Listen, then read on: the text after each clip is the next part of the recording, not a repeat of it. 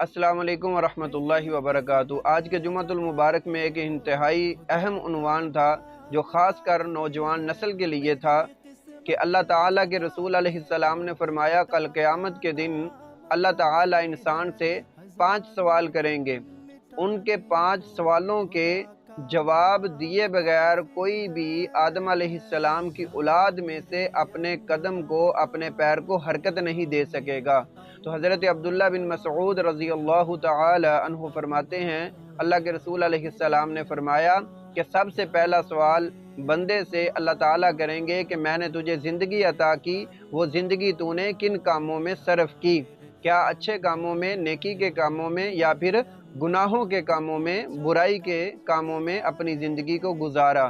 Number 2 پہ اللہ کے رسول علیہ السلام فرماتے ہیں کہ بندے سے سوال ہوگا کہ میں نے تجھے جوانی عطا کی، وہ جوانی تو نے کن کاموں میں صرف کی؟ کیا اچھے کاموں میں یا برے کاموں میں؟ نمبر 3 پہ سوال ہوگا، اللہ تعالیٰ پوچھیں گے کہ جو تو نے مال کمایا وہ کس ذرائع سے کمایا، حرام ذرائع سے یا پھر حلال ذرائع سے مال کمایا؟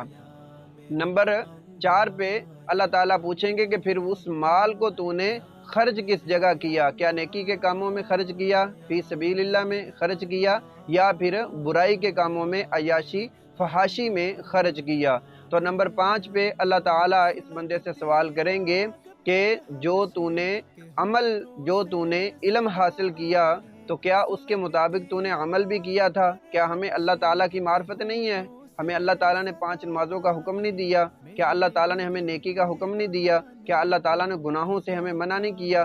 کیا ہم اس 5 سوالات جو ہیں ان کے جوابات ہم اللہ تعالیٰ کو صحیح معنوں میں دے سکیں گے؟ اللہ سے دعا ہے کہ اللہ تعالیٰ ہمیں اس حدیث مبارکہ کو ہر وقت اپنے سامنے رکھتے ہوئے ان کے مطابق اپنی زندگی کا ہر دن، اپنی زندگی کی ہر رات، اپنی جوانی کے ایام اچھے کاموں میں صرف کرنے چاہیے۔ جو اللہ نے مال دیا ہے اس کو اللہ کے راستے میں نیکی کے کاموں میں صرف کرنا چاہیے۔ اللہ ہمیں صحیح معنوں میں قرآن و حدیث کے مطابق عمل کی توفیق عطا فرمائے۔